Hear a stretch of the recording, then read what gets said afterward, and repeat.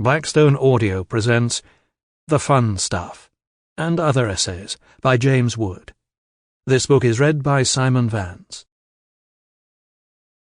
For Susanna Kaysen and John Daniels, and, as ever, for CDM. The Fun Stuff. Homage to Keith Moon. I had a traditional musical education in a provincial English cathedral town.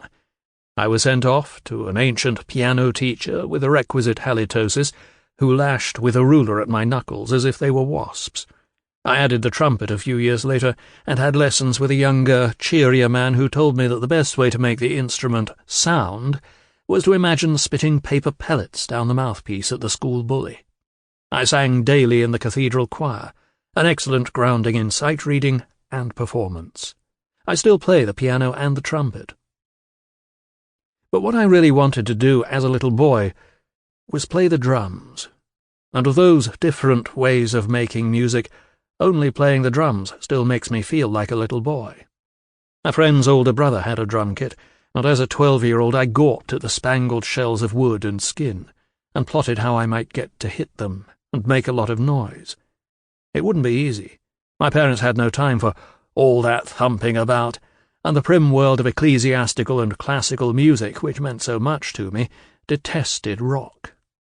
But I waited until the drum's owner was off at school, and sneaked into the attic, where they gleamed fabulously inert, and over the next few years I taught myself how to play them.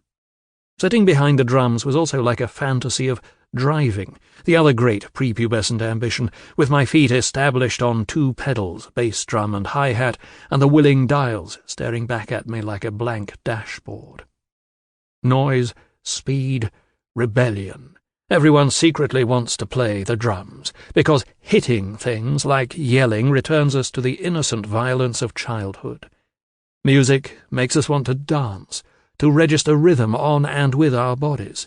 So the drummer and the conductor are the luckiest of all musicians because they are closest to dancing. And in drumming, how childishly close the connection is between the dancer and the dance. When you blow down an oboe, say, or pull a bow across a string, an infinitesimal, barely perceptible hesitation, the hesitation of vibration, separates the act and the sound. For trumpeters, the simple voicing of a quiet middle C is more fraught than very complex passages, because that brass tube can be sluggish in its obedience.